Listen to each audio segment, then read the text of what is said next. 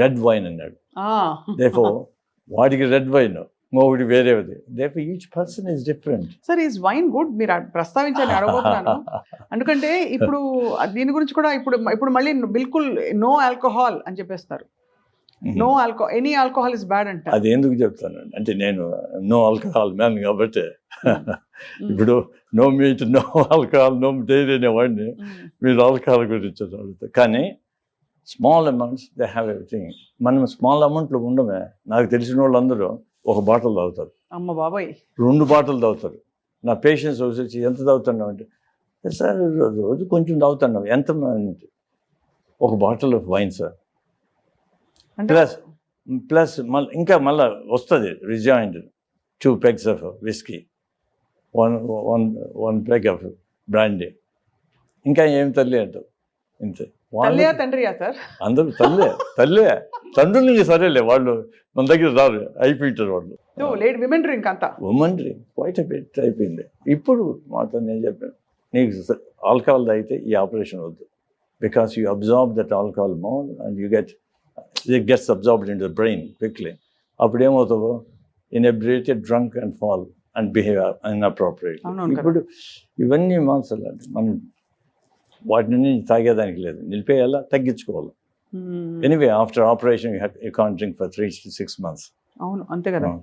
So ఇలాంటి అంటే మీరు అనేది రిఫ్లక్స్ రాకుండా చేసే సర్జరీలు మొదలుకొని ఎనీథింగ్ విత్ ద గట్ ఏది చేసినా కూడా ఆబ్వియస్లీ అతి జాగ్రత్త వహించాలి. ఆ తర్వాత మామూలుగా కూడా ఇది వద్దంటున్నారు. ఇది అసలు ఈ లైఫ్ స్టైల్లో ఇవన్నీ వీటిని తీసేయాలి. ఇప్పుడు మితంగా తాగమంటే మితంగా ఎందుకు తాగుతాడు? అంతేగా, బస్తాకు పోసేస్తాడు. అప్పుడు ఏమయ్యేది? వాడు చచ్చేదే కాకుండా వాడి ఫ్యామిలీ అంతా పోతుంది. వాడు చేసే వర్క్ ప్లేస్ వాళ్ళు దెబ్బతింటారు.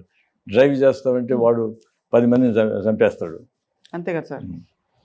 చాలా అంటే ఇప్పుడు వేరే యాక్చువల్లీ ఇన్ క్రైసిస్ ప్రపంచవ్యాప్తంగా. So doctor Mannur garu, what do we ఇప్పుడు ఏం తినాలి అని చెప్తే what would you like to tell our viewers ఇవాళ మా ప్రేక్షకులకి సుమన్ టీవీలో? మామూలుగా తినండి. Whatever you have to do, see simple, think about what causes less of a problem. నీకు ఇప్పుడు మిల్లెట్స్ అన్నావు, తగ్గించు. లేకుండా అంటే రైస్ కావాలంటే తగ్గించు. ఆర్ ఆల్టర్నేట్ డేస్ మిల్లెట్స్ తీసుకో.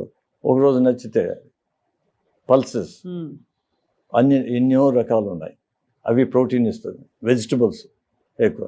Okay, you have to eat fish అవన్నీ. వాళ్ళని నేను అందరికీ చెప్పలేను కదా నువ్వు తినకూడదని. నేనేం డిక్టేటరా? నేను ఇది మంచిదని చెప్తున్నాను. Okay, if you have to eat fish also eat.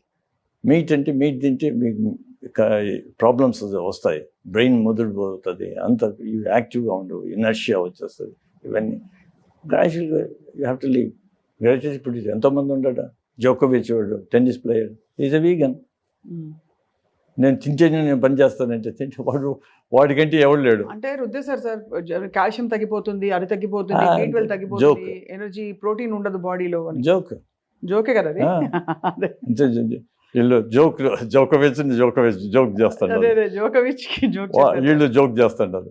వాడు ప్రైమ్ ఎగ్జాంపులే కదా. Of course you may need supplements bit of this and that. ఎందుకంటే వెజిటేరియన్గా ఉండే వాళ్ళకు ఏది B12 డెఫిషియన్సీ ఉంటుంది, దానికి చూడాలి దానికి ఏం చేయాలనేసి అపేర్.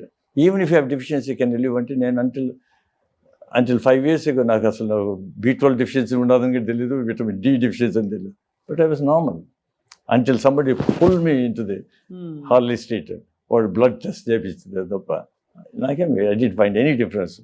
దాన్ని డెఫిషియన్సీని కరెక్ట్ చేసుకున్నాక I don't find any difference. I don't know whether it's good or bad, ugly మనకు తెలియదు. సరే, అది వదిలేసేసి vegetables concentrate and don't eat late in the night. You need to have at least 4 to 5 hours without any food, minimum 2 hours, and do a bit of walking after food.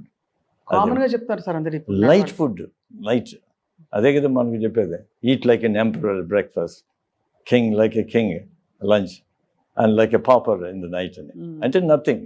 therefore you can avoid night food generally. అది so అది philosophical thought ఉండాలి అందరికీ. అప్పుడు stress level తగ్గుతాయి. Midnight బిర్యానీలు, ఇంట్లో కూర్చొని order చేయడాలు, ఇవన్నీ తగ్గిస్తే గానీ మనకి పరిష్కారం ఉండదు. So I give you very quick rapid fire sir. Just ఇదా మిమ్మల్ని చూస్ చేయమని అడుగుతాను. So rapid fire on food groups. Tea, coffee, black coffee? Black coffee, black tea. Okay. అలాగే vegan, vegetarian, omnivorous, pescatarian. Vegan best. Of course, next is pescatarian. 2 meals, 3 meals, 5 meals. Oh my God. 1 or 2 meals. అంతే, తక్కువ తినడమే better అంటున్నారు. And కడుపులో wealth ఉండాలి. Wealth ఉన్నప్పుడు బాగుంటుంది. Right. Yoga, gym, brisk walking. Yoga if you can. Otherwise, brisk walking like me. I only do brisk walking. I don't do exercise. జిమ్లు అవన్నీ మన పడవు. So finally sir, rice, wheat, millets. Millets. Of course, it scores high. Throughout the interview చెప్పారు. Second would be wheat, obviously. కొంచెం slowly. No difference. Wheat, rice, Same. మేము చపాతీలు తింటామండి రాత్రుల్లో. చపాతీలు అది రెండు ఒకటే. మాకైతే చిన్నప్పుడు సార్ టిఫిన్ తింటే పాపం అని చూసేవారు. ఏంటి 8-10 దోశలు లాగిచ్చినా కూడా 4 చపాతీలు 5 చపాతీలు లేదంటే ఒక 8 దోశలు తిన్నా కూడా అయ్యో బిడ్డ తిన్నే అన్నం తినలేదని పెట్టేసుకోవాలి మా అమ్మమ్మ. అంటే ఆ వయసులో మీరు తినగలుగుతారు. నేను కూడా తింటామండి 10 దోశలు, 20 ఇడ్లీలు. కానీ ఇప్పుడు తినలేము కదా, మనం అదే మెయింటైన్ చేస్తూ ఉంటాం. అందువల్ల నేను చాలా అథ్లీట్స్ మా పేషెంట్స్ నాకు వచ్చినారు, స్విమ్మర్స్, నేషనల్ స్విమ్మర్స్.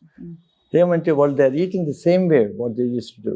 అప్పుడంటే వాడు క్యాలరీస్ చేస్తాను, మళ్ళీ లైఫ్లో చేయలేవు కదా.